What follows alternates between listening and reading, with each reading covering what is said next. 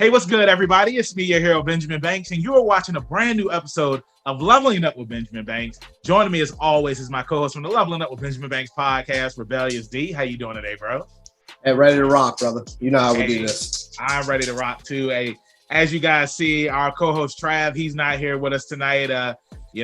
Last time he wasn't here, D, he was saving people from an active volcano with his helicopter, and that's right. This time there's an island sinking somewhere in the Midwest, and he took that helicopter. Take it easy, man. Just take it easy on him. Man, he's down.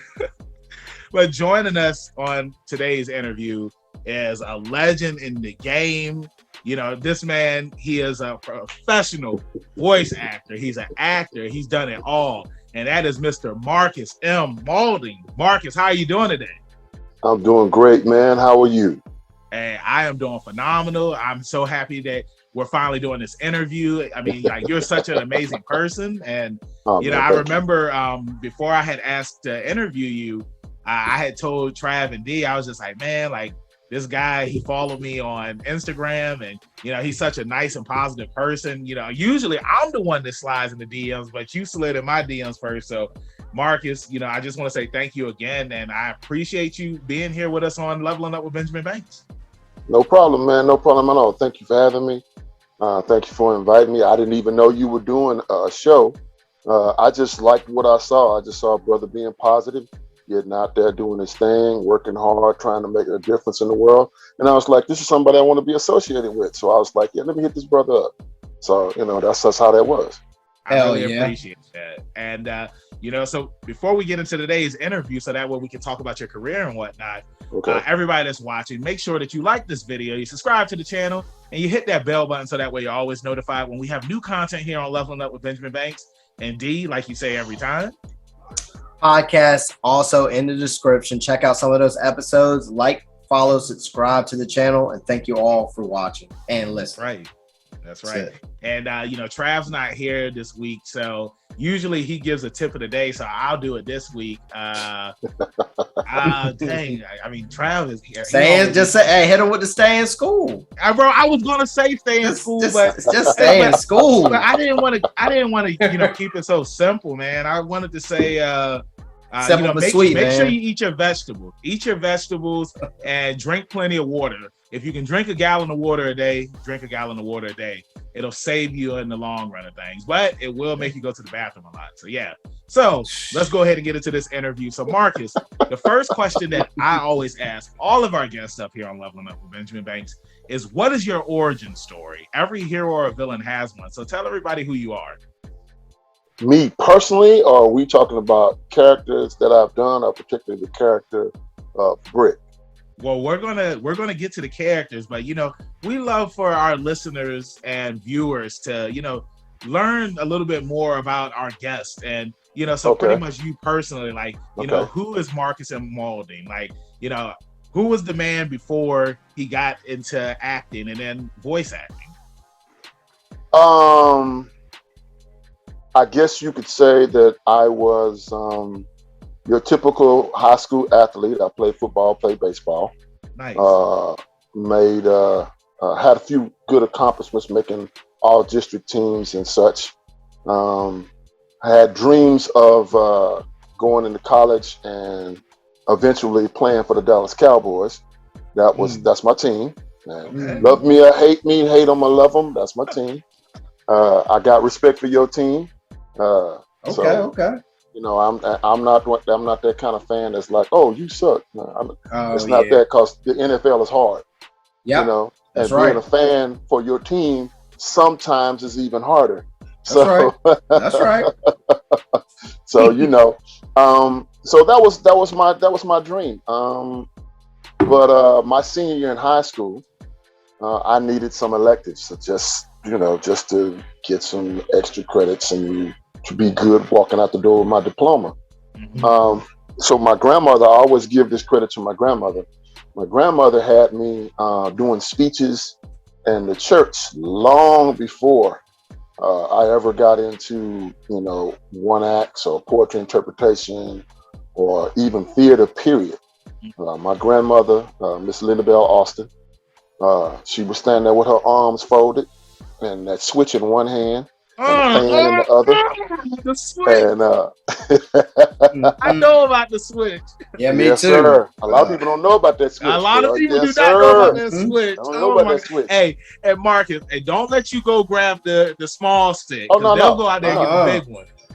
You don't do that. Don't go get the little switch. Think you're gonna slide. That's right.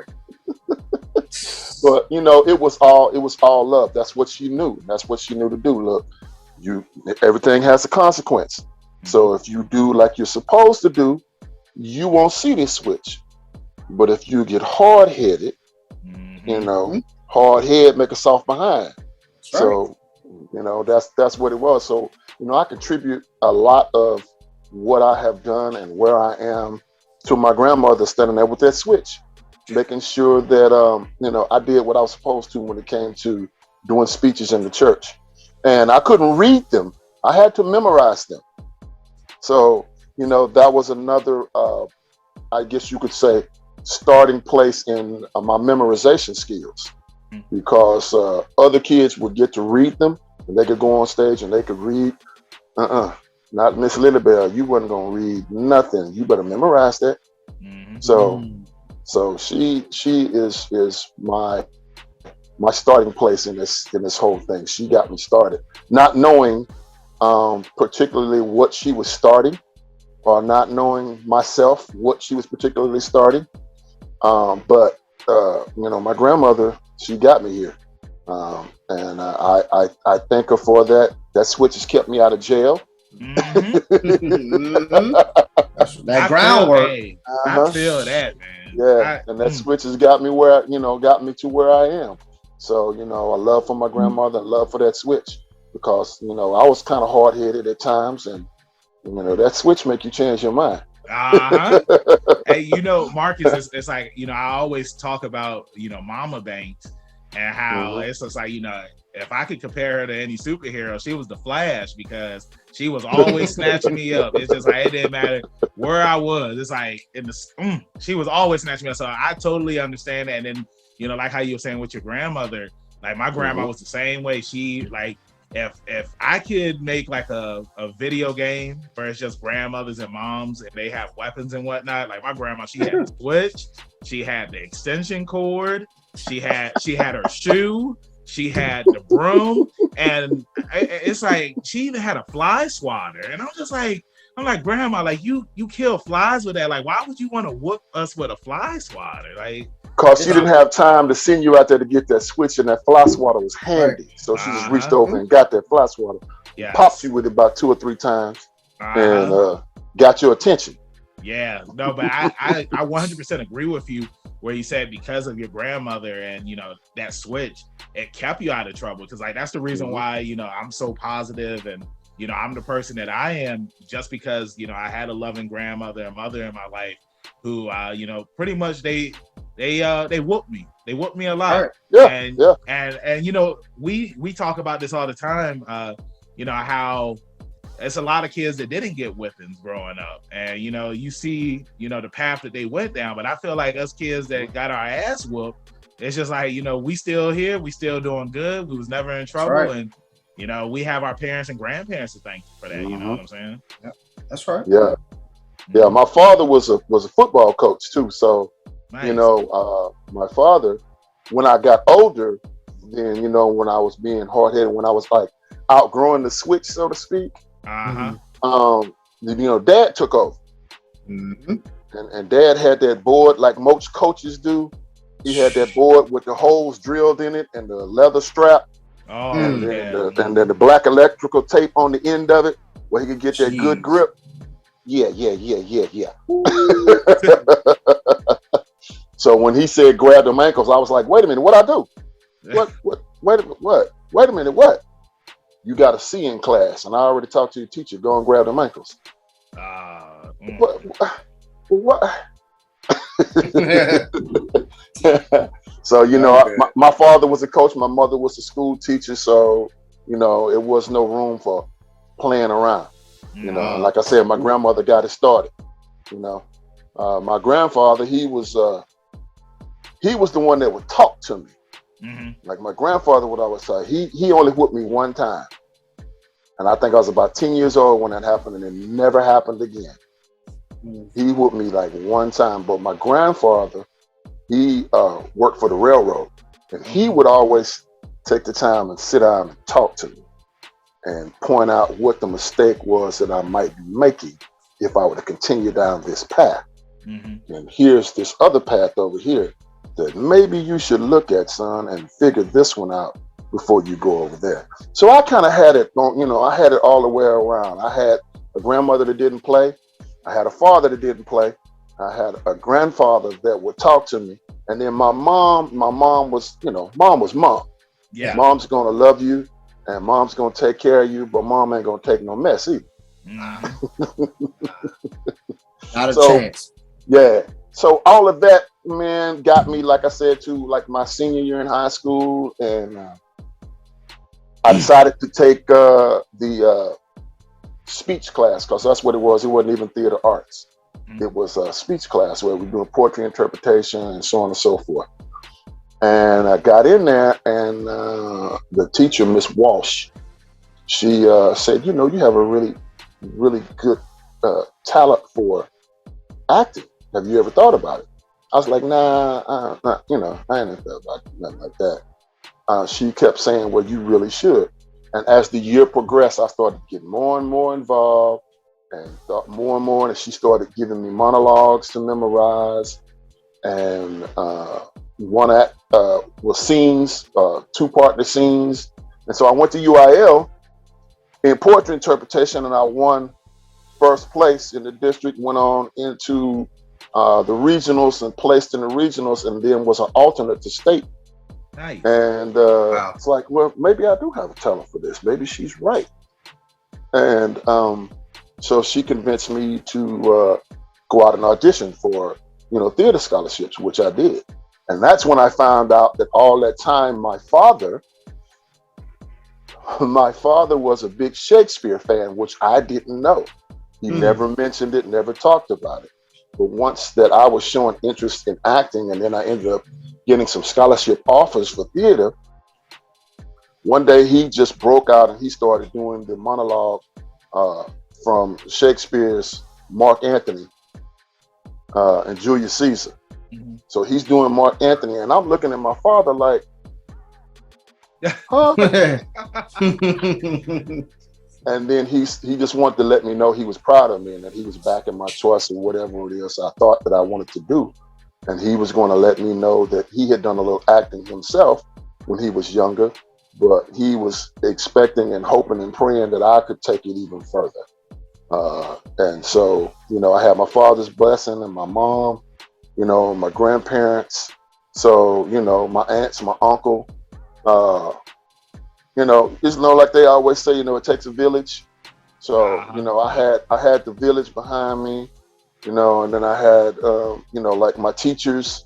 So I was able to, step out there and feel good about it. And, kind of branched out from there and from theater on into to voiceover. But I went from theater to actually back up. I went from theater actually to, getting an agent to do commercials and film and television. Mm-hmm. And I had been with the agency for a couple of years, I think. And this is a story I tell in all my panels when I have conversations with Britt. So you're going to get an abbreviated version of this one. But this one is, I was outside in the hallway with some fellow actors at Kim Dawson Talent Agency. And I was out there, and our brothers get together. We start clowning, having fun, having a good time when we get loud. Mm-hmm. So I was loud along with a number of other people that were loud. And Mama Sylvia Gill, was the voiceover agent. And you didn't go in her office unless she called you into her office. So it was like her office was around the corner and separate from the rest of the agency. So I knew who she was, but I hadn't, not had a face-to-face with her or anything like that. I just knew, okay, that's Sylvia Gill, that's the voiceover agent, and that's her office, and you don't go in there unless you're invited. So I'm out there in the hallway making noise, clowning, laughing out loud, doing voices, just having a good time. Yeah. And all of a sudden, around the corner, I see Mama Seal. She's coming. She's walking. She walks around the corner. She walks around in the hallway. She looks at the hallway. When she hit the hallway, everything stopped. Like we all was like,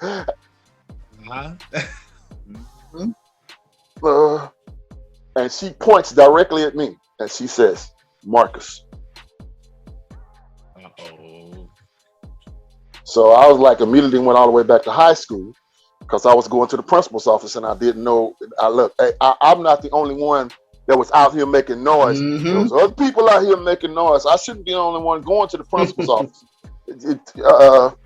So I go in and I sit down. And when I sit down, she is at her desk. And she has this big wooden desk. And she's behind the desk and she's going through her papers. And she stops and she looks up and looks at me. She goes back to her papers and she stops and she looks up and she looks at me. She finally stops and she looks and she says, why aren't you on our demo reel?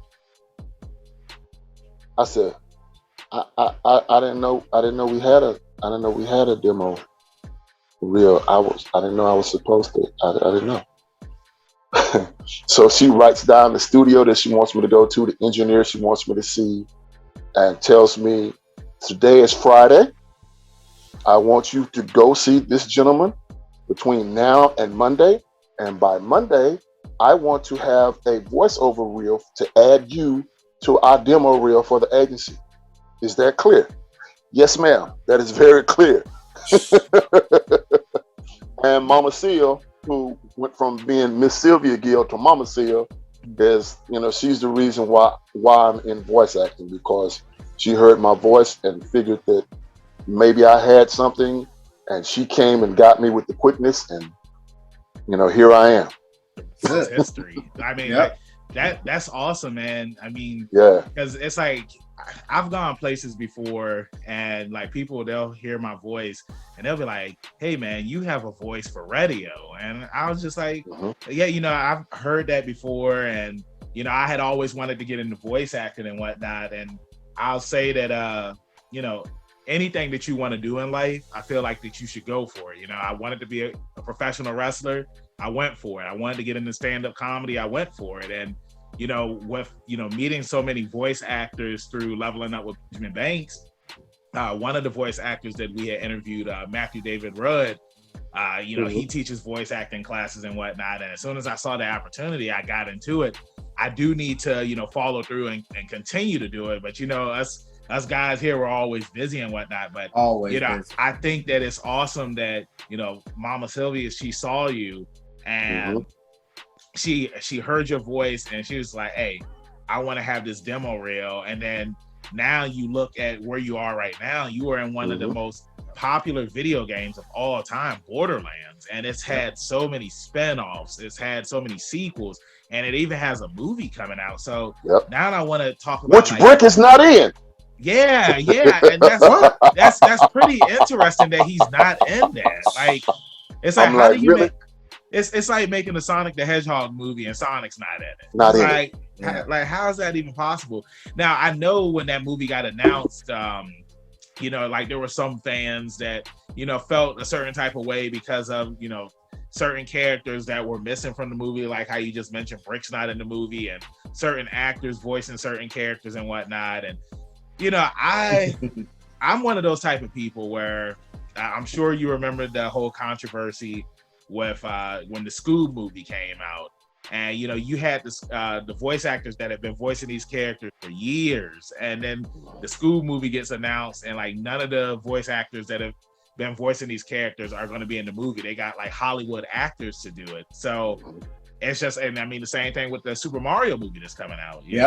It's like it's like I feel like voice actors, they deserve to have these opportunities when these movies come out, because it's just like you guys have been voicing these characters for so long. So it's they did the legwork. Yeah, exactly. You know what I mean? So it's like as soon as something gets announced for the big screen, it's just like I would prefer to hear the people that I've been listening to for years and just finally seeing a movie. And I just don't understand like why Hollywood feels that they have to get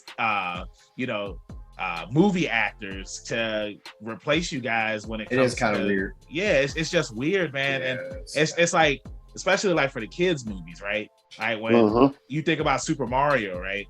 It's just like kids, they know Super Mario's voice. But then they're like, okay, we're going to get Chris Pratt to voice Super Mario. It's just like the kids, they don't care that you're getting Star-Lord to voice, Super Mario. Like they want to hear the character that's been voicing him for years, the voice actor. So it's just, it just sucks. And I support you guys 100% when it comes to stuff like that. Because I think that it's wrong. I mean, like that's Hollywood, unfortunately. You know what I'm saying? Well, not to, I don't want to say too much about it because I do want to, I want to step into the brick roll myself. Yeah. But I mean, it is for Hollywood, from what I understand of it, being in this business now for 20 years, they're all about putting a face that everybody knows, even if the film turns out not to be as great as it could have been. Just like, you say, if I put Chris Pratt in the film, then the fans of Chris Pratt are going to go see it, whether it's a good film or not, because he's in it. And they're, and therefore Hollywood is going to make their money.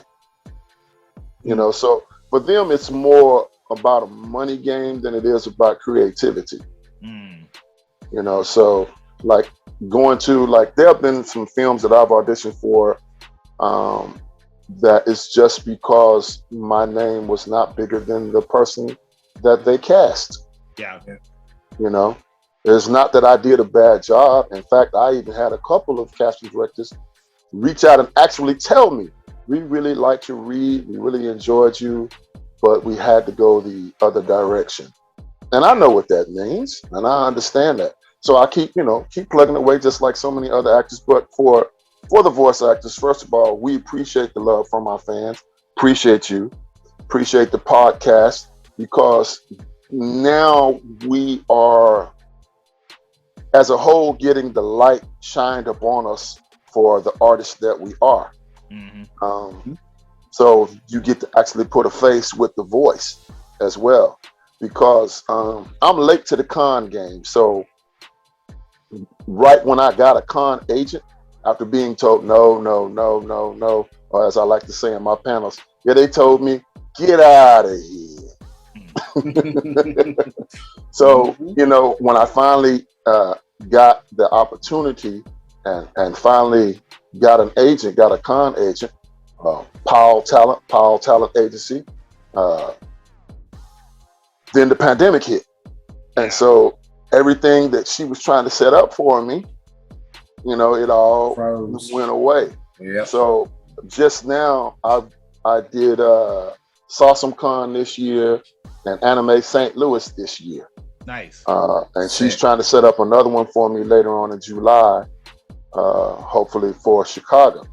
Nice. That's a good spot. Yeah. Have you ever been to Chicago before? Oh yeah. I went to Chicago, but it's been 12 years. It's 2022. So it's been 12 years since Chicago. I was on tour. I was doing a play called Issues. And I was playing this African prince / stalker. And I did not see that. You know what I'm saying? It's like, hey, look, I was just like, okay, African prince. And then you said, I was like, whoa. Yeah, he was an African prince that fell in love with an American woman, a Black American woman, and he wanted her. And if he couldn't have her, then nobody could have her. Yeah, so, sounds about right. It sounds like a murder. Yeah. I like that, man. So it was, that took me to Chicago and New York and Rhode Island and Florida and lots of different places. I toured with that show for a couple of years, and it was a great experience. I got to work with some really high profile actors. I got to work with Kim Fields, for example. Oh, nice. Yeah, so got to do that, and you know, it was a lot of fun. You know, I was out on the road learning, you know, what to do and what not to do. The most, I guess, the most cringe-worthy thing is trying to sleep in those buses because those bunks are like this big, and you trying to squeeze in there. You know. Wow. I feel that, man. That had to be tough. Yeah, I mean, it's like you know, traveling on the road for wrestling. I feel like the most cringiest thing that I had ever done was we slept in the car. And I mean, you hear stories all the time about, you know, wrestlers sleeping in their car and whatnot, but we had booked a hotel room, but they said that the hotel room wasn't ready and whatnot. So we were all the way in Florida, and it's not like we had anywhere that we could go. So we just slept in the car. And I was just like, luckily it was an SUV, but still, it was just so it's tough sleeping in the car. It's tough sleeping in the car. Like, we pulled to a rest stop, and you know, it was just like, all right. I mean, you know, this is better than nothing. So I totally understand that, man.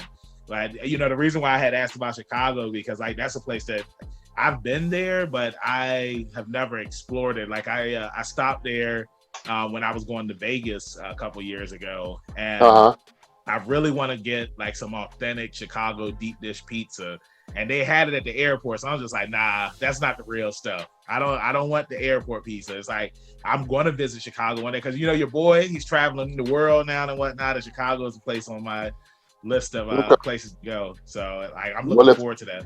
If everything jumps off like it's supposed to, because I know my agent is feverishly working, that should be July 4th weekend. Oh, wow. Yeah. So that's going to be a fun weekend, man. Yeah. So she's feverishly working for that. And hopefully, you know, hopefully everything is going to work out and I'll be able to be there. Yeah. So I have another question for you, but you know, your boy, I can ramble on. So I want to pass the ball to D. D, you can go ahead and ask the next question. All right. I got to sidetrack and ask, what position did you play in football? Oh man, I was nose tackle, man. Okay. Big fella coming up the middle. Okay, all right. Yeah, man. It was. I mean, I did a little linebacker as well, but in order for me to start, I could either do backup work or I could start. Okay. And they didn't have. Our defense was a little different. They didn't have like the hulking, you know, 200, 300-pound guy in the middle. Our coach, Coach Jackson, he wanted somebody quick with the quick first step. Yeah. You know? So, you got to have one or the other or both if you can get it. So I was quick enough that I was able to secure a starting position at nose tackle. Nice. You know, on the defense. Yeah. Oh yeah, that's serious stuff. In the trenches, as they say. I was in the trenches. Yeah, I was in the trenches, man. Yeah. Okay. I'm actually a Niner fan myself. So, you know, but like you said, much respect. It's tough to be a fan sometimes. I mean, a lot of nail biting moments and stuff like that. So I definitely understand. Now, I wanted to ask, how was the transition from being, I guess, a football player and going into acting? Was it strange to you, or did you feel like you were a natural at it? I don't know that it was necessarily strange. Yeah. It was something that just happened when I went to school. My intention was I got this theater scholarship. Yep. So now I'm going to try to walk onto the football team at Sam Houston State, which is where I went to school. Houston State. Okay. So I was going to try to walk on. But then my theater teacher, the head of the department, he told me, he says, first of all, you're not going to have time to walk on to the football team. He said, because you're going to be here. Because the first year I was on scholarship. Yep. So he says, you're going to be here. And we demand excellence, just like the football team demands excellence. And you're going to put in your time working here in the theater department and learning the ins and outs of the theater. From acting to art history, to the fly system, to the audio system, to how to run lights, to how to do makeup, to how to do costumes. You're going to learn all of that. You're not going to have time. Yeah. Yeah, it's like, oh. Wrench in the plan. You threw a big wrench in my plan. That's not what I wanted to do. That was not my intention at all. But eventually I got to the point of where I said to myself, it's like, well, I could possibly try to continue my football career, or I can be the best actor and I can play one on TV. So I just kind of shifted my gears and I thought, I know that I can act and I can only get better. So that's just kind of where my mind went to. So I don't know if it was strange. I don't think it was strange. It was more of a natural thing that kind of happened. Things just kind of fell into place. And I moved forward with it. And I'm that kind of person. I think I have a plan in place, but I'm also, the Lord blesses you with different things in your life and different opportunities. So, this was, my path. I remember having a conversation with my dad's mother, and Miss Queen Esther Jackson. She always told me I was going to be an actor when I was little. She kept saying, this boy's going to be an actor. And I kept telling her, I said, no, I'm not going to be an actor. I'm going to be a stunt man. That's what I used to tell her. And, God rest her soul. Look at me now. Yeah. No, that's awesome. I want to piggyback because it's just like, you've done roles in TV shows and you've done roles in movies. Which one do you prefer doing more? Being on the silver screen or being on the big screen? Well, you forget stage too, because I started out on stage. I did many years of stage before I even got on the television. I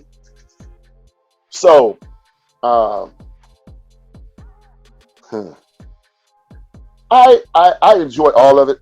I do enjoy all of it, but I would have to say I prefer film.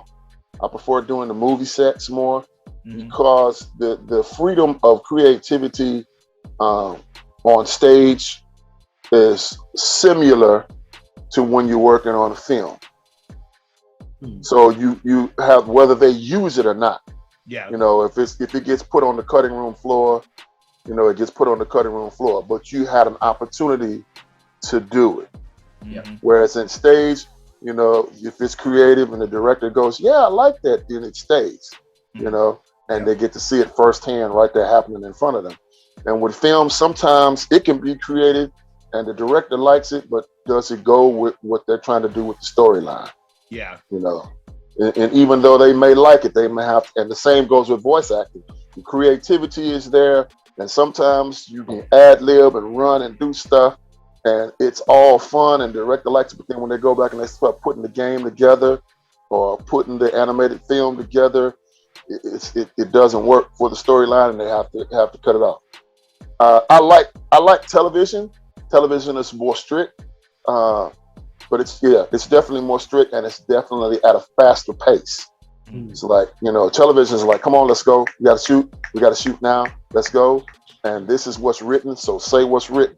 When you get to be Denzel or Morgan Freeman, then you can say what you want to say, even on television. Whoopi Goldberg, Whoopi can say what she wants to. That's right. That's right. Samuel L. can say, yeah, that's what I said. Y'all got that. I'm walking. Ving Rhames, yes, I said what I said, and I'm not doing it again. They can do that. I can't. Right. At least not yet, anyway. That's what I'm aiming to. That's what I'm aiming for. I just named a bunch of people that's on my list that I hope to work with one day. And I've had the opportunity to work with Ernie Hudson from Ghostbusters. Great guy. Great guy. I mean, great guy. I mean, I learned so much from Ernie. I really did. He took the time to talk to me. We went out to eat dinner. He talked to me not just about acting either. He taught me about things in life. Yeah. You know, and I always commend Ernie Hudson for that, and recommend anybody that has the opportunity to like actually sit down and talk with Ernie Hudson, to sit down and actually talk with Ernie Hudson, because you know Ernie Hudson almost wasn't an actor either. He had been trying. He had done some things. He was getting ready to, you know, take off and go back to Detroit. Yeah. And his headshots were discovered laying on his friend's piano, and that really propelled him and got him started. He'd have to tell you the whole story with all the intricate details of it, but you know, Ernie was a Golden Glove boxer. Not a lot of people know that about him. Yeah, He's a Golden Gloves boxer. And that's what path that he was really aiming toward going on to be a boxer, you know. But what would the world have missed, you know, him as an actor if he had actually gone on to become a boxer? I think we would have missed a lot. Yeah, I think we really would have missed a lot. But if you ever get a chance to talk to Ernie Hudson, man, Ernie Hudson is a beautiful human being. He really, truly is. Short story on Ernie. We went out to eat, and I was kind of picking his brain. He was talking to me, and when we walked in the place, we walked in the place, and the girl behind the counter, she looks at Ernie, and she looks at me, and she looks at Ernie, and then she slowly looks back at me. She doesn't say anything, but you can see her mind working. See her mind is working. It's working. So they see this, and then I get up to go to the bathroom. When I go to the bathroom, she stops me, and she says, "Isn't he famous?" I said, "Well, yeah." I said, "That's Ernie Hudson." I said, "He's done numerous amounts of things, but you probably know him from Ghostbusters." Yeah. I knew that was him. I knew that was him. So she disappears. So I go on and go to the bathroom. When I come back, that's a line from the table. I mean, a line around the restaurant. We were at a Cracker Barrel.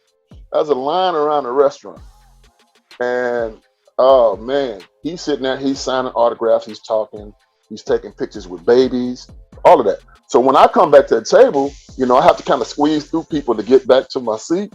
So once I get there, this is what I always remember. This is why I say, you know, Lord willing, as long as I have fans or people that, you know, want to associate with me, I hope to do as well with it as Ernie Hudson does. Yeah. Ernie said, "If you'll excuse me right now, I'm having dinner with my friend. He's a phenomenal actor himself, and you should look for him in the movie Gallows Road. That's the film that we're shooting right now." He said, "So look for both of us in Gallows Road, and I'm going to have my meal with him. And after I finish having my meal and we talk, I will stand up and let everyone know that still wants to get an autograph or take a picture, that I will be ready and I will take care of everyone that's still here." That's awesome. So that's ate. Phenomenal. Man, here's the extra phenomenal. Very humbling. Yeah, it is. And he and I ate, we talked, and then he's true to his word. He got up, he signaled, and the line reformed. And he signed every autograph. He took every picture that anybody wanted to take before we left. That's incredible. Yeah, and I was just like, wow. I was like, here's a guy that could have said, "Thank you so much, but I'm going to eat right now. And, you know, you guys have a nice evening." Yeah. He could have said that, but he didn't. That's why I say he's a great human being, man. He's not just a great actor. He's a great human being. Yeah.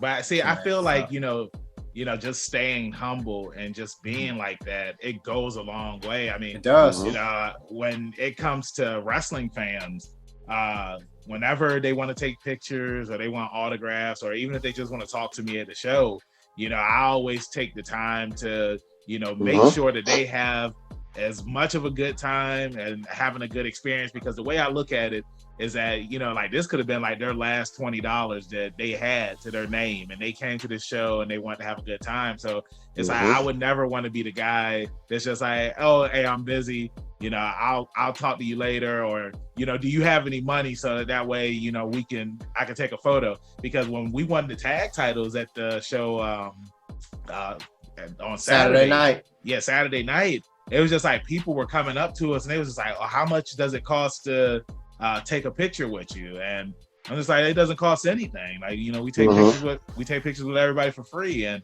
I know some people, you know, the bigger names, it's like, of course they'll charge and whatnot. But, you know, I I appreciate them, supporting us. I appreciate them, rooting for us every time we come out to the ring. They put their pinkies up and whatnot. And, if you want to take a picture with me, like that means just as much to me as it means to them. So it's just like, as long as I'm doing this or doing the podcast and going Stay to humble. now I want to sidetrack a little bit. Here. Now I know you've been talking about your wrestling, and I want you to expound on that. Tell me a little bit about that, if you will. Okay. Yeah. All right. Get in there, big guy. Hey, so pretty much, I feel like I've only done this on podcasts where like they've invited me on for a guest, but now this is leveling up with Marcus Mauldin. Yeah, that's right. Hey. So yes, pretty sir. much, we call this the Slab King Chronicles. That's what we call it. Okay, he just pulled away. He just pulled a Wayne Brady on you. Oh yeah, I know. Kicked you out of the studio.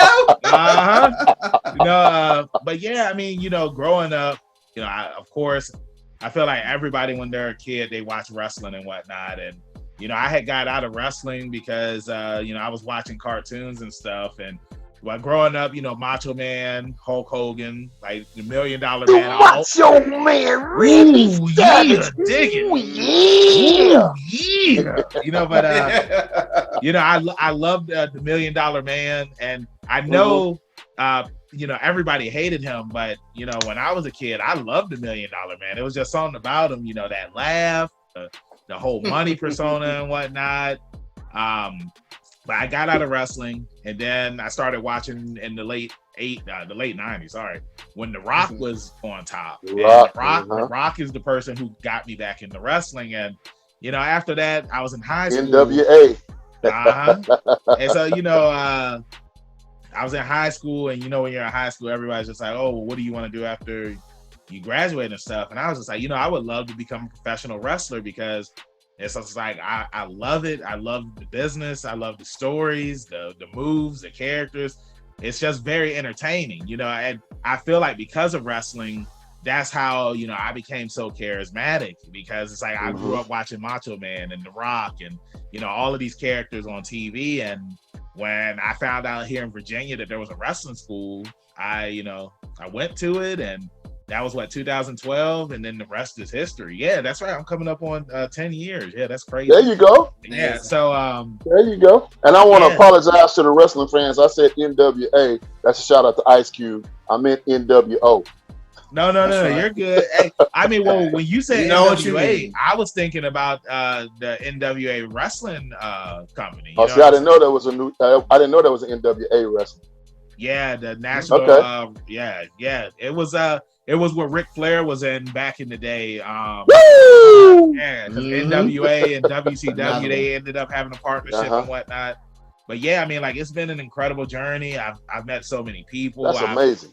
I've met people that I grew up watching on TV. I teamed up with people that I watched growing up on TV. So it's been a fun ride, and I love it. But because, like you said, Marcus, with the pandemic, it's like the wrestling career kind of got put on hold, and we really started focusing on the podcast, and we ended up bringing in my good childhood friend Rebellious D, and I want to say, like, after that, like, the podcast, it just blew up, and I'm very thankful that wrestling has paved the way for so much stuff that has happened in my career, like I said, stand-up comedy, and doing I heard you say that too. Yeah, so it's like, and then now I'm doing voice acting, and I've always wanted to get into acting and stuff like that, and doing voice acting, because it's like, me and D, we talk all the time, and it's just like, I'll call him up, we'll do voices and stuff like that, and I hope that I was able to answer your question. Your boy can ramble,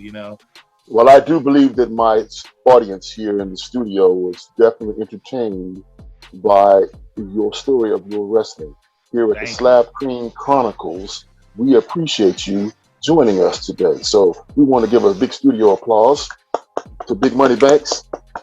Right.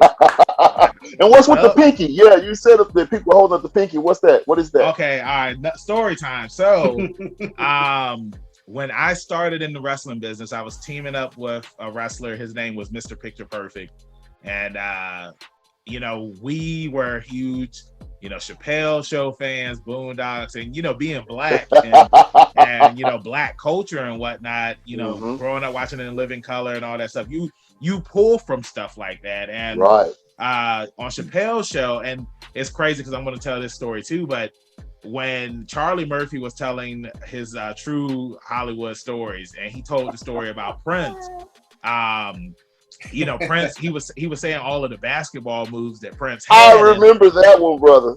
And it was just like, and we thought that he said golden pinky. So, when we first started in the business, it's just like that was one of our things. We had a move called the golden pinky. We would tag in and out with the pinky and whatnot. And then Picture Perfect, he did, he had kids at the time. I mean, he still has kids, but he had kids. So it's like he put his kids first, which is what you should do as a parent. You know what I'm saying? Mm-hmm. So, years down the road, I started teaming with Diamond Victor Griff, who I won the tag titles with at Virginia Championship Wrestling this past weekend. And congratulations. Thank you. I appreciate that. And before we became a team, he was just like, all right, so, what do you want to call us? Like, what team name should we have? And he was just like, I know what, like, we should be the Golden Pinkies. It should be Golden Pinky something. I was just like, let's be the Golden Pinky Society. And after that, it's like the rest is history until one day we watched that Chappelle Show sketch with Charlie Murphy. And I really listened to it, and I was just like, bro, he didn't say golden pinky, he said golden picket. So I was just like, for all these years, we thought that Prince said golden pinky, but so we took something that we thought and we made it our own. You know what I'm saying? That's right. Like, happy accident. Accident. So that's how the Golden Pinky Society came into play, and it's like every time we come out to the ring, everybody has their pinkies up, and anybody, it don't matter, what your sex is, what your race, your religion. At the end of the day, anybody can put their pinky up. And that's why we love, that's why we love doing what we do, That's all right there. I like that story, man. Well done. Thank you. That's what I do up here. Now, I wanted to piggyback off of something that I said about, the pandemic, and something that you had said earlier, Marcus, about like getting into the con scene super late. But, since the world kind of started going back to normal and you've gone to the cons now, like, tell us, like, what have been some of your favorite con experiences? Oh, wow, man. Before the con started, I had a friend who became my PR guy, Nigel Kirkpatrick. He arranged some personal meet and greets at some Game Stops and some other mom and pop shops, Anime City and Ardmore, Oklahoma. So I was going to Oklahoma. I was driving up from Texas and going to Oklahoma to different places, Tulsa, Ardmore, Durant, and I was doing my own little personal, going to the store, and I'd be there for the day, or sometimes I'd be there for the whole weekend. So the very first time ever, I didn't even have a con agent then, when Borderlands 3 dropped. So he made arrangements for me to make an appearance at the GameStop the night that Borderlands 3 dropped. Oh, wow. So I drive up to Durant, Oklahoma, and I'm expecting some people because, for one, I will say this about Nigel. I was in Durant going to go to the casino for my birthday, like probably about 3 or 4 months prior to the dropping of the game. And I didn't know him, he didn't know me. But I'm checking into the hotel, and as I'm checking in the hotel and I'm talking to him, he says, "I know you, don't I?" And I go, "No, I don't think so." And he says, No. It's like, "No, dude, I know you." I was like, "No, I think I would probably recognize you." It's like, "No, I don't believe I met you." And Tanya says, "Well, he's an actor." And he goes, without blinking an eye, right at that moment, he goes, "You're Blake!" Just like that. And I tell you, the brother took care. He hooked me up, put me in a suite,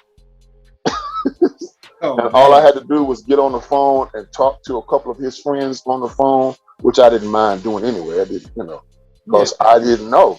And he tells me how many fans I have in Durant, Oklahoma alone. He's like, so I say that to say, when the game dropped and I went to Durant, Oklahoma for that personal meet and greet, he was right, because when I got there, the line was out the door, which was, now that was a different feeling for me, because I was like, wow, these people are here to see me. It's like, and they were, and the game dropped at midnight. Yeah. But they had made arrangements where they could drop the game a little early. So when they officially closed the store at 9:00, and people were lined up inside and outside the store, even though it was closed, because I was coming to do the meet and greet, sign, and do autograph. So that was my first one. And in that first one, some of my more memorable ones was I had a young lady. I looked up and I was signing, and she was about in the middle of the line, and she was crying, just straight boo-hooing, crying. I thought something was wrong. I was looking at her, and I said, hey, find out what's wrong with her. I said, because she's crying, and I don't, if she needs some help, some kind of something. So he goes to talk to her. He comes back to me, and he says, well, she's fine. I said, well, what is it? I said, why is she crying? She's excited to meet you. She can't believe you're here. Oh, that's so adorable. That's got to be such a awesome. I was like, what? Wow. That's hard. I got up from the table. I went and hugged her right then and there. I just got up. I just went and hugged her, and stayed in contact with her. Her and her husband, they're friends now. Not they started out as fans, but they're friends now. Yeah. And that's one of the members, another young lady.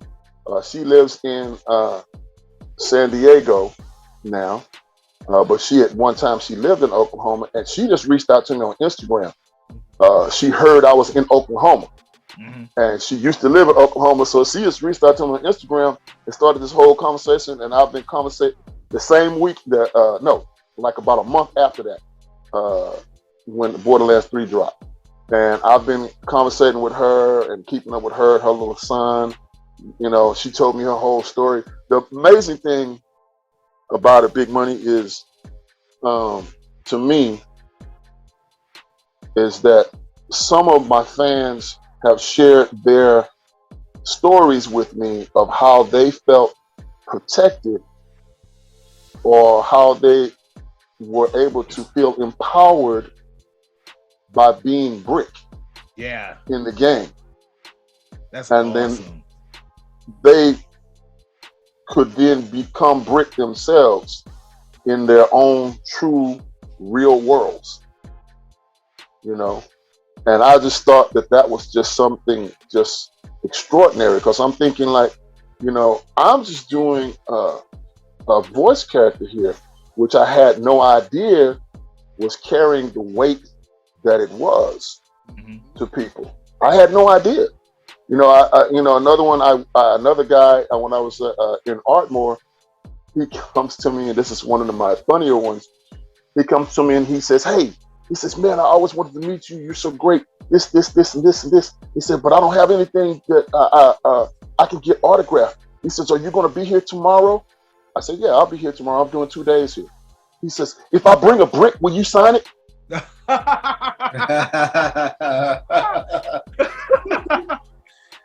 Did he bring a brick?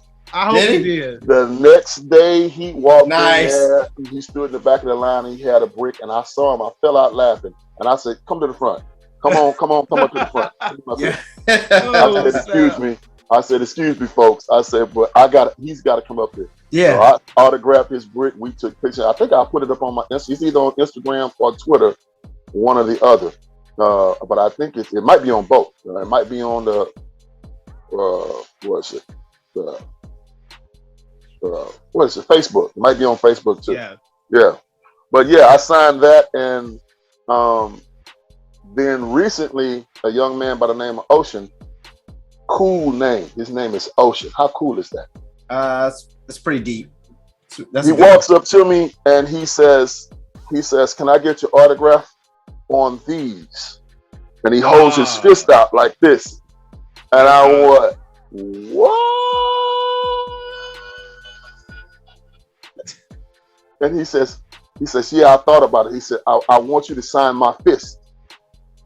So I autographed and signed "My fist are hungry."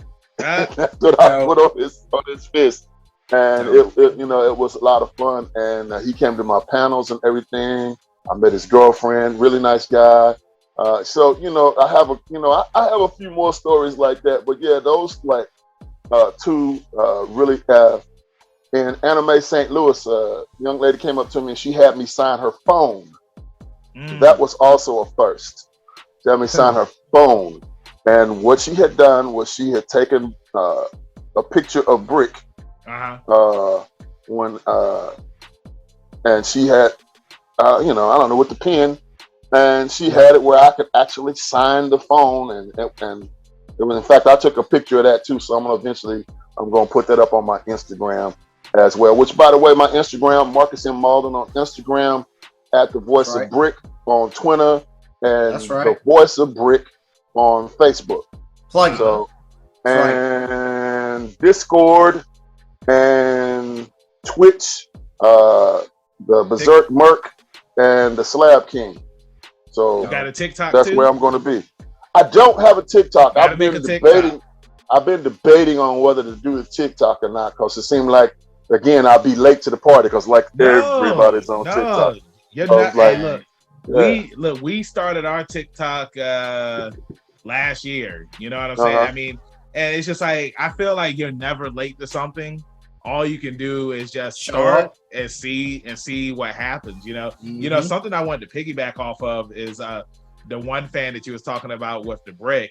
And I'm just sitting here just imagining, like, if if he ever dates somebody, or if he has kids, and they just like, "Hey son, I want to tell you the story about how I got this Brick sign." Like, and I just feel like that makes for a funny story, because it was funny when you just told it, man. And I just think it's awesome that you've had so many experiences at these cons. You had some heart-wrenching, feel-good moments. You've had some funny moments, and that's one of the things that I love about cons, because it's like you never know what's going to happen. And to piggyback off of what you were saying about like these fans that played as you in the video game, I've mentioned this before, how growing up, you hear these characters on screen, whether it be a TV show, a video game, or a movie, and you're playing as these characters, or you're watching them, and like their voice, it really helps you get through whatever it is that you may be going through. Growing up, Dragon Ball Z was one of my favorite animes. So watching that and just seeing Gohan, overcome so much stuff as a kid and have to grow up and then save the world, and how he never gave up. It's the reason why when I was a kid, I was just like, well, dang, if Gohan never gives up, then I'm never going to give up. So that's why when you said that, these people, it's like they played as you in the video game, and it made them strong. It motivated them, because you never know what somebody's going through in life. And I've done panels at con, well, not panel, like Q&A panels at cons, and I know when I was doing one with one voice actress, she voiced Poison Ivy on Batman the Animated Series. So mad. Wow. Hold on. Pause. Let me pull it up real quick, because it's like I want to make sure that I have her name. Animated Series. Poison Ivy. I'm so sorry. Please, fans, don't come after me. I mean, I'm pretty sure like you got it, Banks, or you want me to? No, I got it pulled up right now, and I got it pulled up. Let's see. Okay. So the dead meat players are hitting me up on Twitch right now. I was like, who keeps hitting me up? Trav will edit this part out, but and then I'll edit it in the video. But okay. Yeah, so Diane Pershing, when I was on the Q&A with her at Hampton Comic Con, like one of the girls who had a question, she was just like, I used to watch you on Batman the Animated Series, and I just saw how strong of a woman Poison Ivy was, and just hearing your voice, like it made me know that I could be strong, I could be independent, and I didn't have to take anything from the guy that I was dating at the time who was, abusive and whatnot. So that's what I'm saying. Like, you voice actors, y'all have so much power in your voices, and Pinky's up for you for motivating and inspiring so many people. That's it.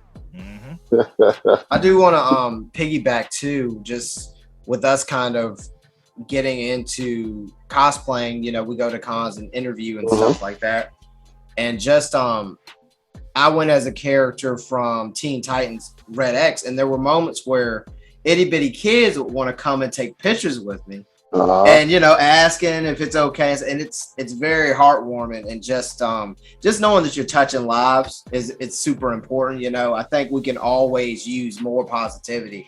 So hats off to you and voice actors, actresses, for being those people. Well, appreciate that, man. But you're gonna have to take a bow yourself because just what you just said. I mean, you doing cosplaying, and you got children coming up to you, and now this child is looking, going, I want to do that. That's right. You That's never know who you're inspiring, man. And it was crazy because I was looking at it was a baby.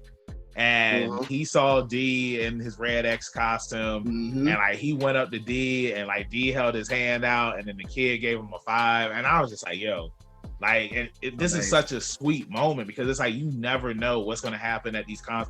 Same thing like with wrestling for me. Like I've had people, message me about things that they're going through, or because of my weight loss journey, and how I inspired and motivated them. It's just like Benjamin Banks never gives up, and he's always going to the gym. Then I need to keep going to the gym, and I don't need to give up. It's like you never know who you are inspiring and motivating. So like Dee said, like that's why you always want to be positive, and you always want to be the good guy, because it's like you never know who's watching you, whether it's on social media or in person. You never know. That's right.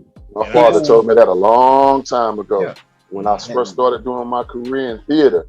He's like, you give 110% every time you hit that stage, because you don't know who's sitting out here in the audience. That's right. And then, that's right. Yeah.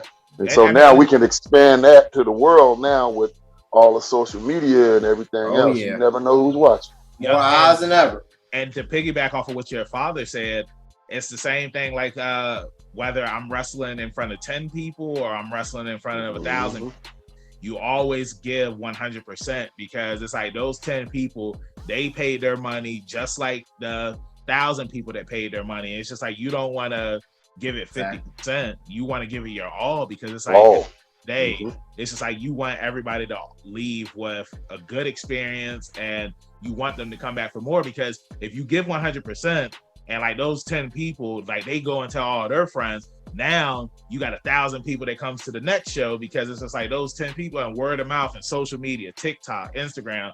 You never know. You know what I'm saying? So you're right. I had one more question for you, and then D, he always has this wrap up question. Now I wanted to talk. Are we wrapping up so soon? I was having such a good time. I mean, we don't have to. I mean, and we can keep the Banks train going. Okay, because I want to say this too, right quick, man. Brother, I see all the love behind you off of your right shoulder there. You got me just flashing and going on. I've been looking at it. I've been like, is that me back there? I do believe it is me. Yep. He gets that a lot. I get that a lot. And I feel like I don't, I mean, I watch other, YouTube videos and stuff, but I can't say that I've ever seen an interview on YouTube where it's just like there's a slideshow playing in the background. I know like some YouTubers, like during the interview, it'll be like a screen of like the person that they're interviewing, and it'll be a picture that just covers up the screen, and then it goes back to the video. But no, I like to have the slideshow. It was a point where I almost took the TV out of the room, because I was just like, I don't want to have it there. I want to put some more stuff there. And D was just like, no, you have to have the TV there with the slideshow, because everybody always loves it. Signature move. Yeah. Signature move. Mm-hmm. But no, thank you so much for saying that. I mean, because it's just like, I just want everybody to see, what we're doing here, man. I mean, you you use everything that you have at your disposal. So Exactly. no, that's the reason why I still got it up there. But I wanted to ask you about this new movie that you're in, a Cowgirl song. Now I watched the trailer for it, and it looks really good, man. I love movies that deal with music. You know what I'm saying? And I just wanted you to tell like everybody that's watching and listening right now, like, what is a Cowgirl song about, and who is the character that you are in the movie? Okay, well, I play Bob Chandler, and there I am right there on your shoulder right there with my black cowboy hat on. I play Bob Chandler. That was actually a photo from the set of a Cowgirl song. And I'm the country and western music producer and promoter. Okay. I'm the guy that they come to for the record deals and all that kind of good stuff. So it was, it was a different. I had never been a cowboy on film before. I'd done Best Little Whorehouse in Texas on stage and that kind of thing. And I've been a detective on Chase, and that detective wore a cowboy hat. So I had done it on television, but I hadn't done it on film. So this was my first time doing it on film. Nice. And in a different, in a different role. So it was kind of a laid back, cool, easy kind of role. I mean, that's what I turned him into, because he has all the power in the sense of I'm the guy that owns the record company and the labels, and I have more than one label. So if you want to make a deal, if you want to get out there in the country and western world, you got to come to me. And I know that, but I'm not going to be a hard ass about it. Yeah. I'm the kind of guys like, let's see what we can work out that's going to be beneficial for you as well as for myself. Because if I do that, then you'll keep coming back to me. And, I probably was at least in my mind when I was creating the character, I was probably the only black promoter and record producer of country and western music, probably in that entire region anyway. Yeah. So, hey, you got to come to me, and I got to make sure that you're going to want to come back to me. But yeah, it was. I was with Cheryl Ladd, fame of Charlie's Angels, the originals out of Charlie's Angels in the 1970s and going into the 80s. Cheryl Ladd, yes, classic. Yes, the best way to describe it. Yep. She is a very nice lady. I had fun working with her. She's still very pretty. If you see her, you'll see what I'm talking about. She's still a very pretty lady.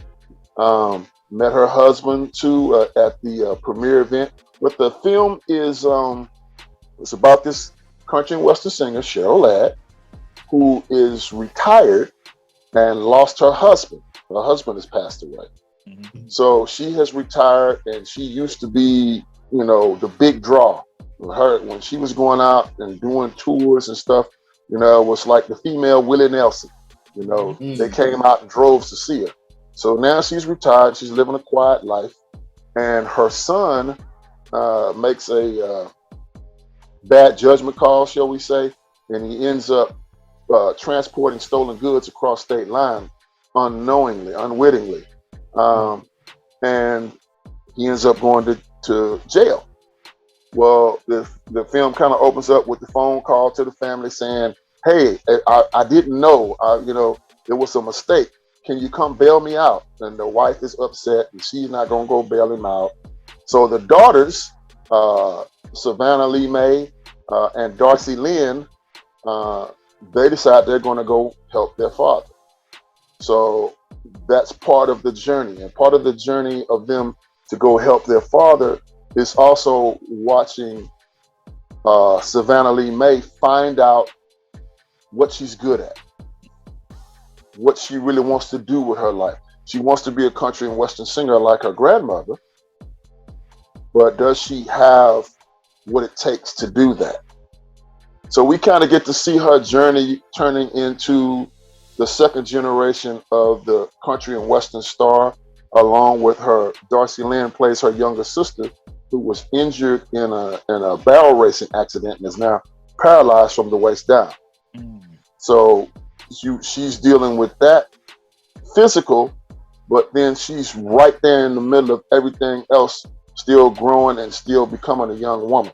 So you got these two young ladies growing into young womanhood to also reconnecting with their grandmother and also trying to save their father. And then you sprinkle in a little Bob Chandler in that and a couple of other guys, Dodge Prince, very funny actor that is crushing on the girls, but he has a gambling problem. And money goes this way and goes that way. And, then it all comes out happy in the end. But it's a little bit of a journey, a little bit of a this and a little bit of a that, and a little twist here and a little twist there. So it's a fun, feel-good kind of family movie. Everybody can see it, from your youngest to your oldest. There's no cars blowing up, no aliens. No aliens landing. Oh no! There's not gonna be any of that. So don't go there expecting that. Go there just to expect a good time. It's in theaters right now, but It's also on different streaming platforms: Hulu, Apple TV. Nice. Okay. All right. What am I missing? I'm missing one. Oh, it's not Amazon, but probably get it on Vudu. Vudu, thank you, because that's exactly what it is, Vudu. And I think later it's gonna be on Tubi. Hey, we love Tubi, man. Yeah, we shout out Tubi all the time. Yeah, we shout out to. Hey, D, we need to see if Tubi can sponsor us, man, because Tubi has all the movies up there. They got anime, TV shows. Okay, well then you can go to Tubi. Go to Tubi and you can check out Gallows Road, what I was talking about that I worked with Ernie Hudson on. Oh yeah. And JoJo and the Reaper. It's also a film that I made a cameo in by M. Legend Brown here in Texas. He's a very phenomenal director and all-around good guy.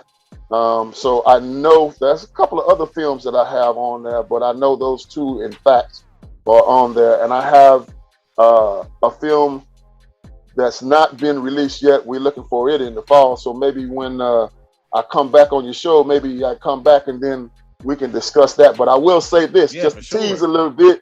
It's called The Pope Drops In. Okay. And guess who's playing the Pope? Uh-oh. Yeah. And look, check it out. The next time we have you up here too, Trav will be here with us. Yeah. Okay. And, it's like, unfortunately, he had to go and do his thing, but I'm glad that he's saving those people on the island. I haven't got an update from him yet, but so he getting Gilligan and Marianne and Ginger and the professor and Mr. and Mrs. Howell and the skipper off that island. That's right. Finally come home. All right, Trav got the helicopter and all the gas. Marcus, I gotta tell you the story because it's funny. We always talk about the helicopter, but we interviewed Ken Forey, and he's supposed to be coming here to Virginia for a horror convention, and he asked where did we live at, and me and D, we live in the same city, and Trav, he lives all the way out Chesapeake, and we was just like, yeah, we'll be there, but I don't know about Trav. And he was just like, what, Trav, where you stay at? Well, you got a helicopter or something you can fly and meet us there. And it's just like, ever since then, it's just like Trav got the helicopter. But I do want to say, I watched the trailer for a Cowgirl song, and it looked really interesting. It looked like it was a feel-good movie, and then after what you just said about it, it's just like I have to watch this movie now because it's just like, it's on my list. Everybody that's listening or watching this episode, check it out. Go and check it out because it's like Marcus said, there's no cars exploding, there's no aliens, no meteors about to come crashing to Earth. No meteors either. No what is it called? No foil hats. None of that. No foil hats. None of that. None of that stuff, D, we're here at the interview, and you time always ask, your two famous questions. Sometimes it might be. Is it Monday yet? Is it Monday yet? Yes, it is. So, D, the all right, is yours. Here we go, Mr. Marcus. First question: favorite '80s or '90s movie, or both? Ooh. I love these questions. Ooh. Wow. Boys in the Hood, Minister Society, and Heat. It's three bangers. Yeah. All right. Boys in the Hood. Yeah. Now, Marcus, let me ask you something. It's crazy because I was literally just talking about Boys in the Hood with one of my friends this past weekend. Now, what? We see Doughboy. He the cops come and get him and whatnot. But it's just like, what did he steal from that grocery store that landed him in jail until he was an adult? Yeah, it's like I just always wondered, like, what did he do?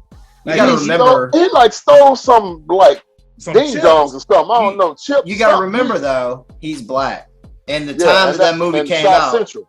they gonna run it up on you. Yeah, they was just like, you're going to jail. They're gonna give you as much as they can. So he was, I want to say he was like 12 or 13. Yeah, he was like 12 or 13. Yeah, the whole register apparently. Classic. I love Boys in the Hood. That progression was okay. He went to jail for this, or went to detention, youth detention, whatever. Yeah. But you have to think about the mentality of Doughboy. Doughboy wasn't gonna take nothing off of nobody. So if you said something you didn't like, he probably punch you in the face. Yeah. Punch you in the face, that get you more time. Yep. Steal something else, that get you more time. So he probably did stuff until they couldn't keep him anymore. Yep. It's like, okay, you're 21, we got to kick you out now. So now you got to roll on, but we'll be looking for you again. I'm right, they would be. No, talk about a classic, but go ahead, D. And I think if I'm on, and I'm gonna say this too. I know you said the 80s and 90s, but I won't even go back. Go for it. Go back to the 70s because I just recently started the Godfather series. Godfather 1 and Godfather 2, and I still love Godfather 3, even though I think some people are like that sucks. But I'm like, hey, look, we talking about Al Pacino here, man. Yeah, those movies ain't no joke either. They're those are classics for a reason. People remember those for a reason.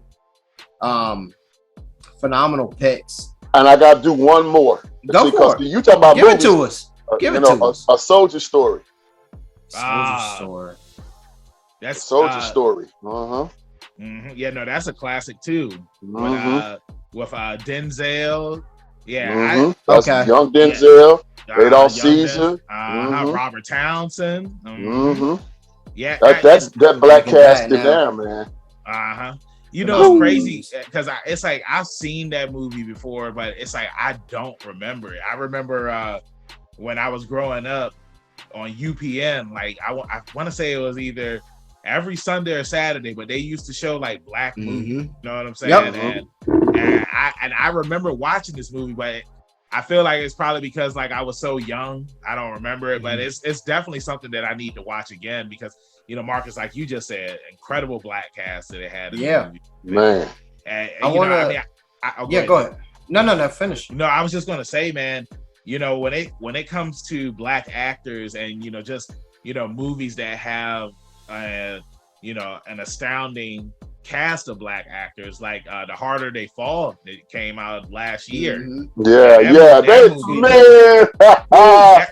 That movie was phenomenal, man. I'm gonna tell you this now. I auditioned for that. Oh, nice. I auditioned for that, but I saw where the very first scene when Nat Love, or second scene, I should say, where he's in the church. And he comes in, the fake priest comes in, and he ends up shooting him. Okay, that was the role I auditioned for. Was the guy that got shot in the head. But I understand. I saw, what they were doing because I was speaking Spanish in the audition. So I was like, are they going to cast a black man to speak Spanish, or are they going to actually go get a Spanish actor? Yeah. So it's one of those that it's like they're going to get a Spanish speaking actor, or they're going to get a black actor that can speak Spanish. What's the movie line? What's the through line here? What are they seeing? So, but I was happy for the opportunity to get to audition for it, regardless. Yeah. So that's my little brush. Pretty sweet. Yeah, that's my little brush with almost being able to work with that phenomenal black cast. I was almost there. Oh, you'll be there. You'll be there, man. Just keep going. Well, you know what? Keep going. Yeah. Here's on piggyback on what you just said. He said the word. I did. I said. Got it. John William Galt. John William Galt was my mentor. He just recently passed. John William Galt is an actor that was doing voices for years. He is one of the original voice actors for Hanna-Barbera cartoons, Huckleberry Hound and all of those guys, Magilla Gorilla and all of those cats. Old school. So he did voices for the old school stuff. He also did Lyndon Baines Johnson in the movie JFK, and he also did the voice of Lyndon Baines Johnson in what's the Forrest Gump.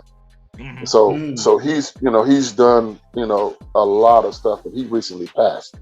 But the thing about John that stuck with me, that's something that he would always say, is that the world belongs to those who show up. Mm-hmm. So keep showing up. Yeah. Yeah. You can never, just because something doesn't go your way, man, you got to keep on going, because you never know what's going to happen. And that's why it's just like, you should always just keep going, and like you said, always show up, because it's funny. It's like they say that in wrestling too, where it's just like, you might show up to a show you might not even be booked on, and somebody doesn't show up, because that's what happened with me before at the company that I wrestle at now. That's how I got my foot in the door. I went a little bit extra with it. I put my ring gear on too, and I was just sitting in the locker room, and the promoter, he was just like, I told you I didn't have anything for you. Why are you in your wrestling gear? And I was just like, I just put it on just in case you needed me. And he was just like, well, somebody didn't show up and I need you. So you have to tonight. So that's how you go. You never know. Man. That's right. You never know. Here, let me bounce one off of you like that too in my acting experience. So there's a film out called Miss Juneteenth. You may have seen it. They play it a lot on BET. But it's also on the streaming platforms as well. It's called Miss Juneteenth. If you haven't seen it, go see it. You'll see your boy. Check it out. Check it out. But I auditioned for it. Not once, not twice, but 3 times. Okay? Made the callbacks and was feeling real good about it. They said I wasn't old enough for the role, so they were going to cast somebody else. So I went on my way. Missed opportunity. I'm going to do something else. I get with my family and I'm booking a cruise. We finna get ready to leave to go on a cruise. Now they already started shooting. They've been shooting for a week, because some other fellow actors that I know were booked on it. And I was like, congratulations to my people. I'm celebrating with you. I'm gonna go on this cruise, because we had planned. We always try to plan to get away anyway. So hey, this is as good a time as any. It's Friday. It's another Friday story. It's Friday. My agent, Melissa, calls me at the time, and it's 5 o'clock. I got the little one with me in the car. She and I going to get snow cones. And Melissa calls me and she says, hey, Marcus, she said, you remember Miss Juneteenth? They want to hire you. They want you to play the role of women. Nice. I was like, huh? She was like, they want you to play the role of women. I said, yeah, but I've already booked this cruise. And I got this going on and such, and it's Friday. And she's like, well, when are you supposed to leave on the cruise? We're supposed to leave on the cruise on a Wednesday. She said, well, they need you on the set on Monday. I said, okay. I said, can I call you back in 5 minutes? Yeah. She said, yes, call me back in 5 minutes. I thought about it. Like, acting is what I love to do. As much as I wanted to go on this cruise, like the cruise was going to have to wait. This was a job. It was an opportunity. That's right. And I was going to get an opportunity to work with Nicole Bahari. Now, if you don't know who Nicole Bahari is, you've seen the movie 42 about Jackie Robinson, right? So Nicole Bahari is the wife. She's Mrs. Robinson. Oh, wow. Yeah. So I got a chance to work with her on that film. So I called my agent back and I said, yeah, I'll be there on Monday. I said, send me the script. She said, I already sent it to you. Check your email. Damn right. That's awesome, man. And I just wanted to piggyback off of what you were saying about Miss Juneteenth, because I see that they're getting a television adaptation of the movie. So they have been talking about that. So I'm hoping my director is going to call me up and say, Marcus, We I need need you you. to redo Wayman again. Let's do it.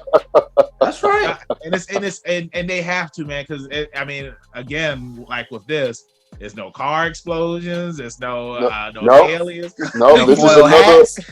This is another young people coming of age, but also the significance and the importance of what Juneteenth really means to our culture. No, I agree, man. And you want to know what's crazy, man? I stumbled over myself, but when it comes to Juneteenth, I love the fact that we live in such an age now where it's just like things that we didn't know about or were never even taught about, we can find out because of, TV shows or movies. Like, I want to say it was because of, do you watch or have you ever heard of the show called Atlanta?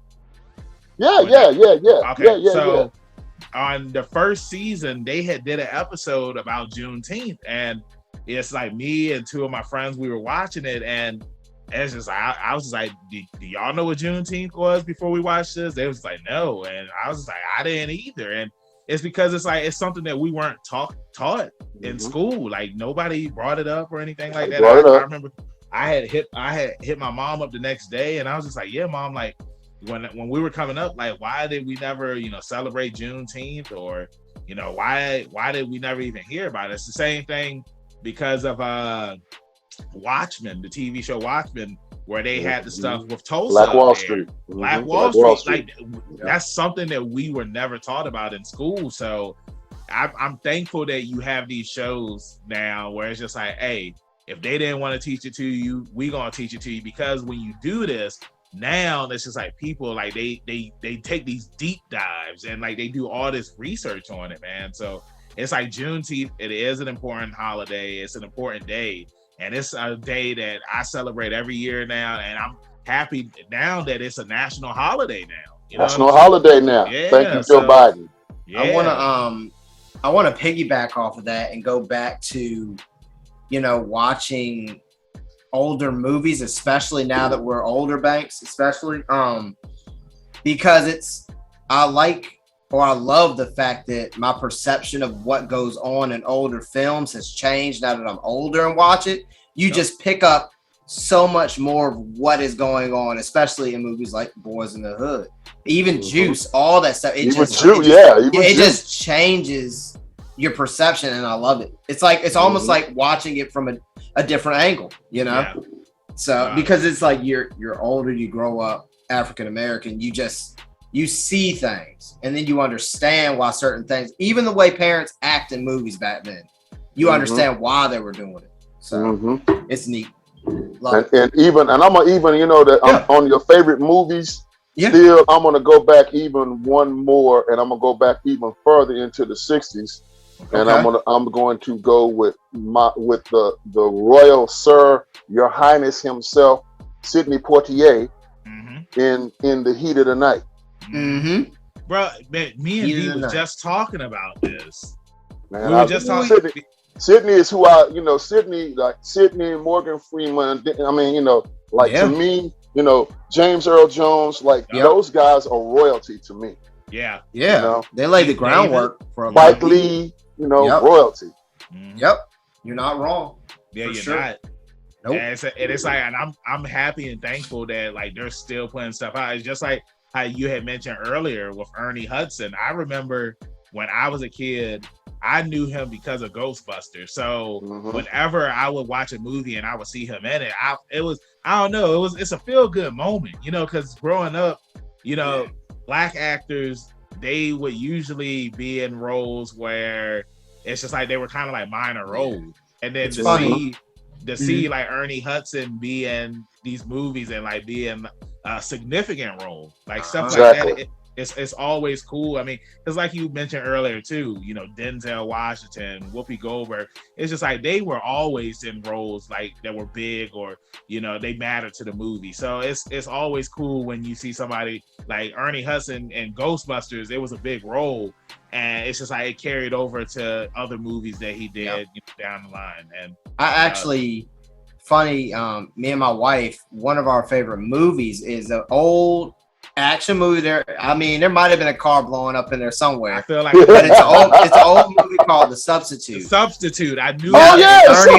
Yeah, that's what I played the principal in that. Yeah, he was the principal, and he was he was the crooked principal, and he was using the gangsters and stuff. And it was just, I mean, of course you got Ghostbusters, but it's something about just the whole cast of The Substitute, and then to have him in there, and he was in a role of power, and it's really cool. Yeah. He's phenomenal. He played a what was it? It was a prison movie. I forget what the name of it was, but he played the character Half Dead, and he was bald headed in that one. And Ernie was evil in that. Let me tell you. Oh, I believe. Yeah, he can play a bad guy. Oh yeah, he does it well too. Whatchamacall, he could also play a guy who doesn't believe in ghosts. Yeah. I thought that's the best part about the role. So he didn't believe in him. Yeah, he's the one character that doesn't believe in him, but he's working his job. Yeah, exactly. That was actually a meme for a long time. It's like he doesn't believe in ghosts, but he got a job, so you ain't got no excuse. You don't got no job. Hey, he needed the money. He needs the money, man. But D, go ahead and ask the next. Oh yeah, I'm sorry. We got the subject. We do this up we snowball. That's right. That was a beautiful snowball. Okay, Mr. Marcus. Final wrap up question. Growing up, was there anything that scared you, spooked you, stayed with you, that you still remember to this day, whether it was a horror movie, a creepy soundtrack, a weird stuffed animal? What you got? Everybody's got something. Man. This is gonna sound kind of crazy, but I think I was probably about 12 or 14, somewhere in that area in my life. Okay. And I had a dream. Now I'm from a small East Texas town, about 16,000 people, 4A school, and we lived in a small wood frame house, 2 bedrooms. Everything was pretty much connected: living room, dining room, kitchen, my room, bathroom, mom and dad's room. Like that's the house. That was it. And so I would dream, and this dream has stuck with me. I dreamed that I was older, like I was old enough to drive, like 17, 18 years old, and I was coming in from a party one night.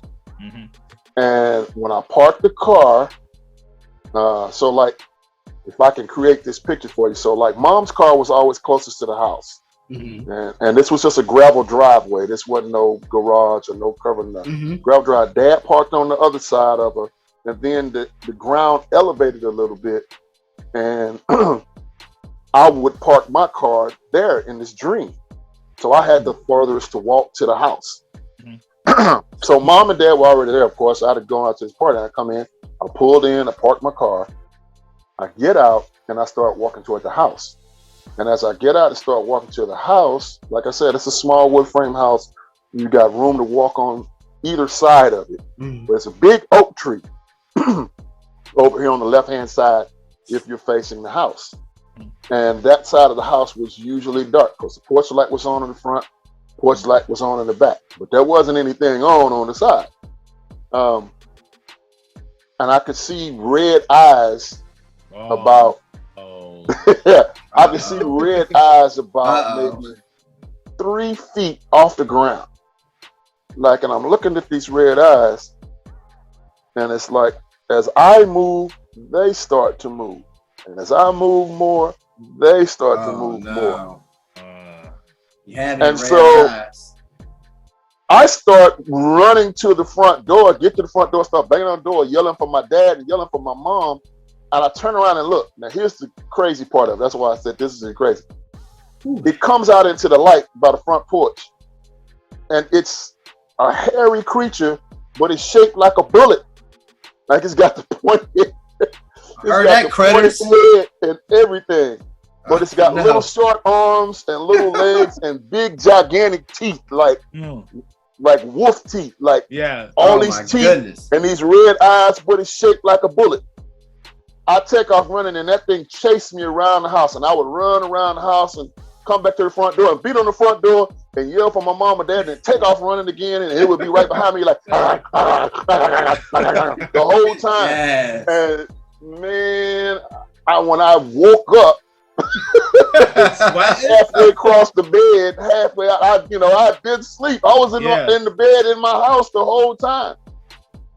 But man, growing up, like whatever that was, and I don't know what it was, but that little dream, or in that time in my life, that big dream, that's freaked me out and it stuck with me my entire life.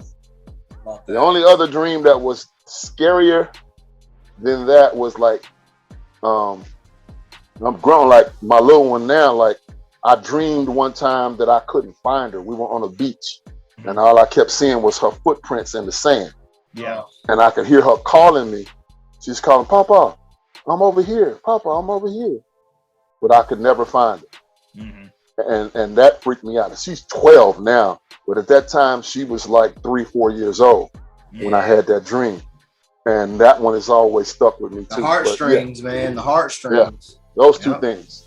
I know. I mean, I was running all over that beach, going through the jungle, coming out on the other side of the jungle, down on the line, and I could still hear her, and I could see her footprints, but I could not find her. And then when I woke up, she was laying right next to me. That's it. Yeah, I can only imagine, like, when it comes to being a parent, you know, you're a parent, Dee's a parent, so it's like, yeah, I can only imagine that. And I know something about it. Yeah, because it's just like, hey, that's your look. You know, as dad, exactly. That's your code. So, But no, that's the little one, man. That's right. Amazing answers. Yeah, no, those were amazing answers. And about to go out in the backyard when we wrap this up, see if I see something shaped like a bullet. I know. Man.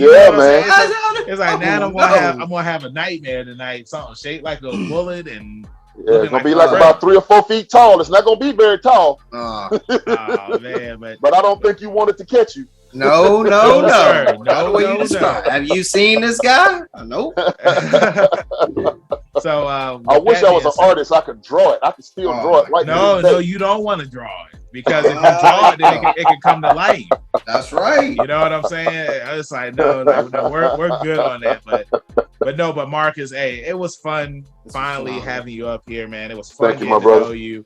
And I hope everybody that watched or listened to this interview, I hope that you learned a little bit more about Marcus. And, you know, make sure that you follow him on all of his social media accounts. Marcus, I know you already said it before where they can find you at, but do it again. Do it again. Let everybody in social media land know where they can find you at. All right. On Instagram, Marcus M. Mauldin. On Twitter, at The Voice of Brick. On Facebook, The Voice of Brick. I recently opened up Discord and Twitch, so the Berserk Merc and the Slab King on both of those. I also have a YouTube page. I don't do too much on it as of yet. I've got a few things up, but like we go back to the pandemic, that kind of slowed down a lot of stuff, and I haven't put too much up on it since then. But I'm going to start rectifying that. It's just so much to do, and now you've got me in the ideas of trying to get TikTok together. So we're going to be, I'm going to be looking toward probably doing that too. Oh, and if you go on YouTube right now, I'm going to probably put it on my Instagram page as well as my Twitter.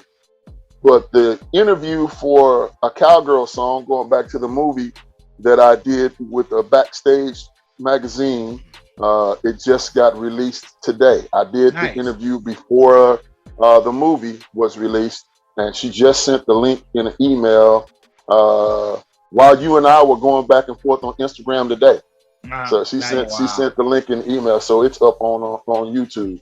So if you don't want to wait for the link, or you can just probably put in a Cowgirl song, Marcus M. Mauldin, and it'll pop up. There you go. Yeah, there you go.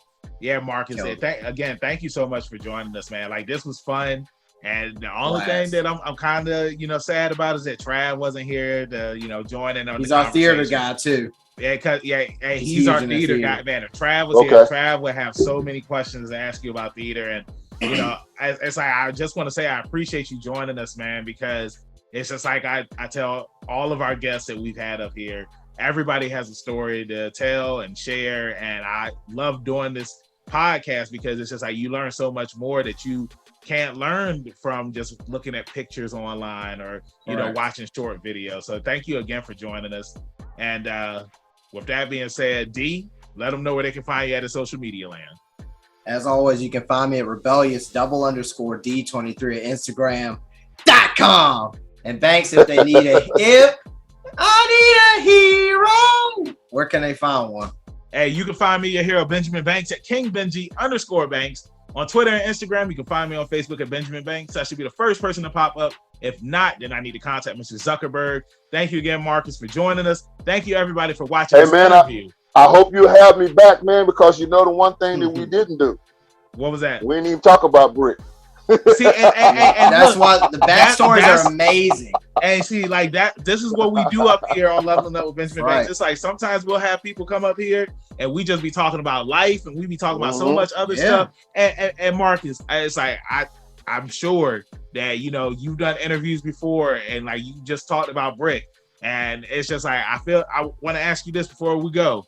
It's just like, is this the first time you've ever done an interview? It's just like, dang, it's just like this is probably the first time that I've done an interview where it was like the purpose was to come on and talk about Brick and the voice acting and all of the things that I've accomplished with Brick and how he's transformed. And we touched on some stuff a little bit, but usually it's like the whole interview and I'll be like, yeah, but I've done some other stuff. Can I talk about that? And they're like, no, we just want to talk about. So this was a very nice change of pace, and I'm very happy to have had the opportunity to share space with you guys. And I really do hope that you guys will bring me back to share some more space with you guys. No, for sure, man. No and like I said, we'll have more questions for you. We'll have Trav with us the next time, and everybody, make sure that you follow Marcus. Make sure that you check out some more interviews that we have here on the channel.